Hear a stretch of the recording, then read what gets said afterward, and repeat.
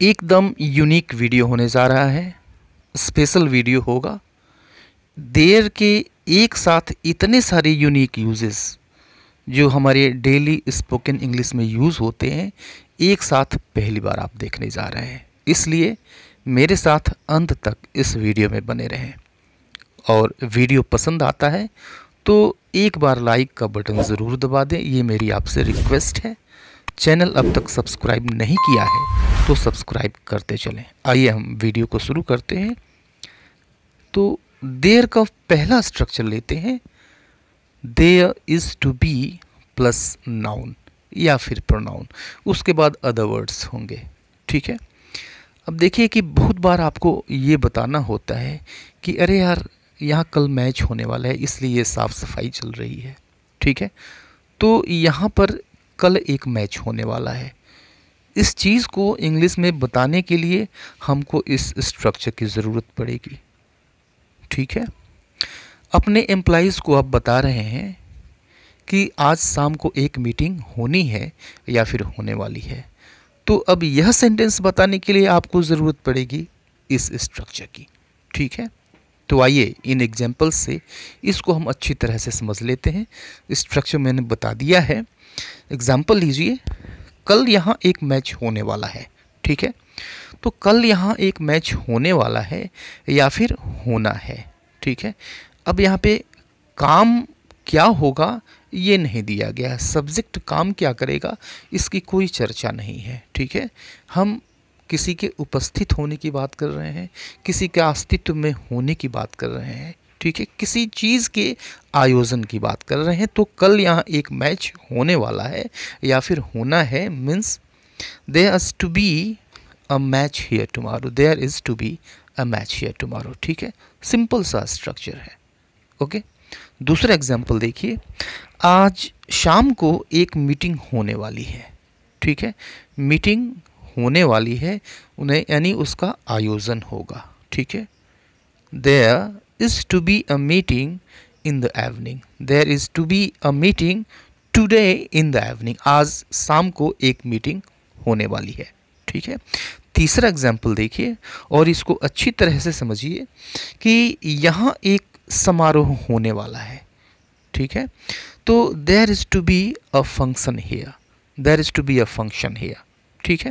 तो इन एग्जाम्पल्स से आपको बिल्कुल समझ जाना चाहिए कि ये वाक्य कैसे हैं, किस तरह का सेंस देते हैं और किस दशा में यूज़ किए जाएंगे। दूसरा स्ट्रक्चर लेते हैं, देयर नीड्स टू बी। ठीक है।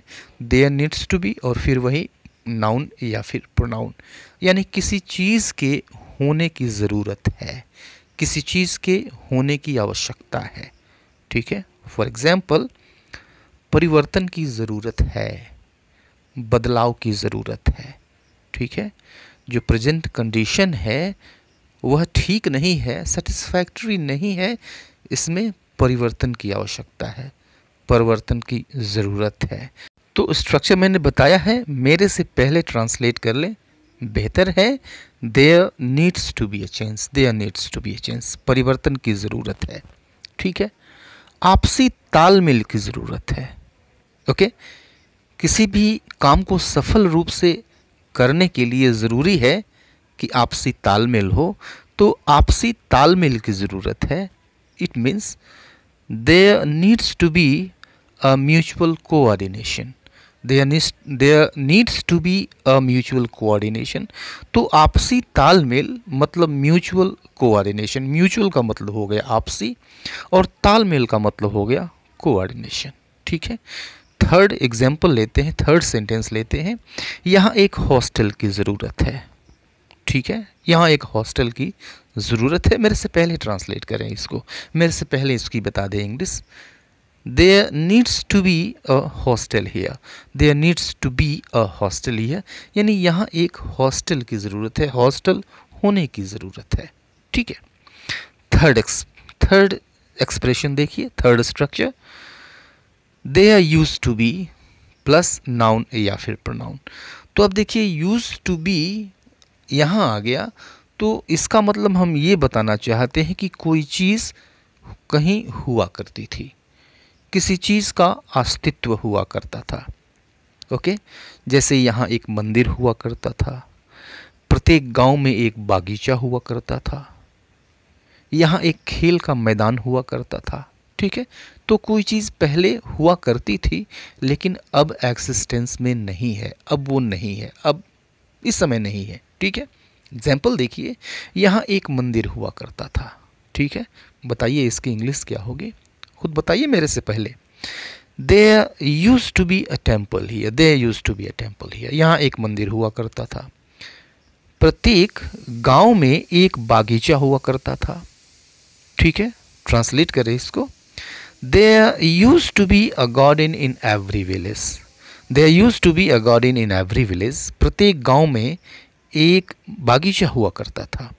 और तीसरा सेंटेंस है, तीसरा एग्जाम्पल है, यहाँ एक खेल का मैदान हुआ करता था। ठीक है, लोगों ने तो घर बना लिए सारे खाली पड़े खेतों पे बागीचे को काट कर, तो यहाँ एक खेल का मैदान हुआ करता था। इसको इंग्लिश में हम कहेंगे, मेरे से पहले ट्रांसलेट करें बेहतर है। There used to be a playground here. There used to be a playground here. यहाँ पर एक खेल का मैदान हुआ करता था। राइट, इन तीनों चीज़ों को आपने अच्छी तरह से समझा, काफ़ी अच्छी तरह से समझा है। इन सारे स्ट्रक्चर्स पे बेस्ड आप सेंटेंसेस बनाइए और कमेंट बॉक्स में कमेंट करिए, मैं सबको देखूंगा, रिस्पॉन्ड करूंगा। फोर्थ स्ट्रक्चर है देयर से ही, there seems to be plus noun या फिर प्रोनाउन। ठीक है, तो अब देखिए सीम्स का जब यूज़ हो गया तो ये अर्थ देता है प्रतीत होता है या फिर लगता है। ठीक है, जैसे हम कहते हैं कि लगता है कुछ गड़बड़ है, लगता है कि कोई समस्या है, या फिर ऐसा प्रतीत होता है कि दरवाजे पर कोई है। ठीक है, तो प्रतीत होता है।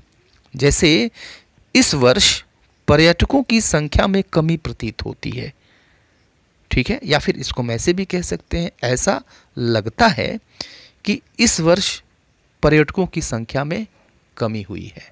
ठीक है, तो इंग्लिश क्या हो जाएगी इसकी, there seems to be a decrease in number of tourist this year. There seems to be a decrease in number of tourists this year. इस वर्ष पर्यटकों की संख्या में कमी प्रतीत होती है। ठीक है, दूसरा सेंटेंस लीजिए, लगता है कि कोई गलती है। ठीक है, दूसरा सेंटेंस है, मुझसे पहले ट्रांसलेट करें तो बेहतर होगा। ठीक है, तो लगता है कि कोई गलती है, there seems to be some mistake. There seems to be some mistake, लगता है कि कोई गलती है। और एक सेंटेंस और लीजिए ताकि चीज़ें अच्छी तरह से क्लियर हो, लगता है कि कुछ गड़बड़ है। ओके, तो लगता है प्रतीत होता है कि कुछ गड़बड़ है, there seems to be some wrong. There seems to be something wrong. Sorry, there seems to be something wrong. लगता है कि कुछ गड़बड़ है। ठीक है, तो ये फोर्थ स्ट्रक्चर था, फोर्थ पैटर्न था there best. Now fifth pattern is there is certain to be plus noun या फिर प्रोनाउन।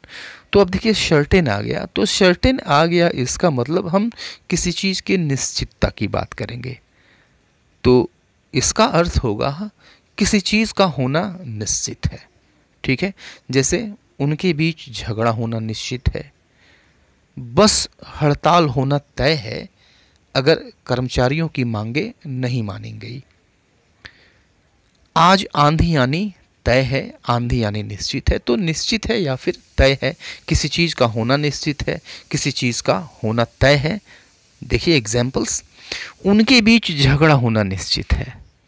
ओके, तो क्या होगी इंग्लिश इसकी, पैटर्न पीछे मैंने बताया है।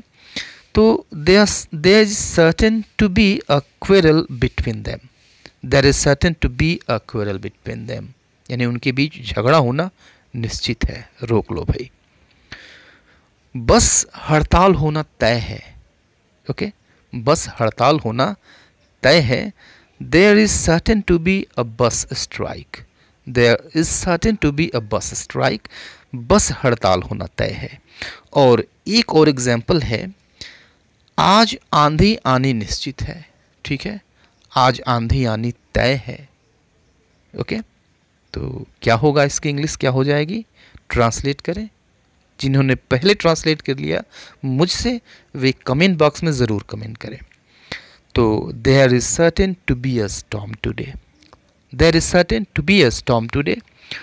और ये लास्ट देखते हैं, last expression, last pattern, there is likely to be plus noun या फिर प्रोनाउन। ठीक है, तो लाइकली टू बी मीन्स किसी चीज़ के होने की संभावना है, किसी चीज़ के होने की संभावना है, घटित होने की संभावना है।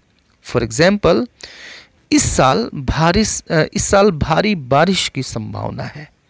ठीक है, इस साल भारी बारिश की संभावना है means there is likely to be a heavy rain this year, there is likely to be a heavy rain this year. और ये दूसरा एग्जाम्पल है कि रसिया और यूक्रेन के बीच समझौते की संभावना नहीं है। ठीक है, नेगेटिव हो गया, कोई बात नहीं है, नेगेटिव हो गया तो जो आप नाउन यूज़ कर रहे हैं टू बी से पहले, टू बी के ठीक बाद आप नाउन का यूज़ कर रहे हैं, उससे पहले नो का यूज़ कर दीजिए। कैसे करेंगे, देखिए, there is likely to be no compromise between Russia and Ukraine, there is likely to be no compromise between Russia and Ukraine. ऐसे कह सकते हैं, नेगेटिव कॉम्प्रोमाइज़ के ठीक पहले, नाउन के ठीक पहले हमने नो का यूज़ कर दिया। And this is the last example, समय में परिवर्तन की कोई संभावना नहीं है। ओके, तो यह भी नेगेटिव है, सिंपली हम परिवर्तन के ठीक पहले नो का यूज़ कर देंगे, नाउन के ठीक पहले टू बी के ठीक बाद हम नो का यूज़ कर देंगे। There is likely to be no change in time, there is likely to be no change in time. तो देयर के ये सारे यूजेस थे, देयर बेस्ट ये पैटर्न्स थे। आप जानते हैं कि ये एवरीडे यूज़ होते हैं ये सारे के सारे पैटर्न्स। ठीक है, वीडियो आपके लिए काफ़ी यूज़फुल है, वीडियो पसंद आई है तो एक लाइक का बटन ज़रूर हिट कर दें। मिलते हैं नेक्स्ट वीडियो में, तब तक के लिए good bye and take care.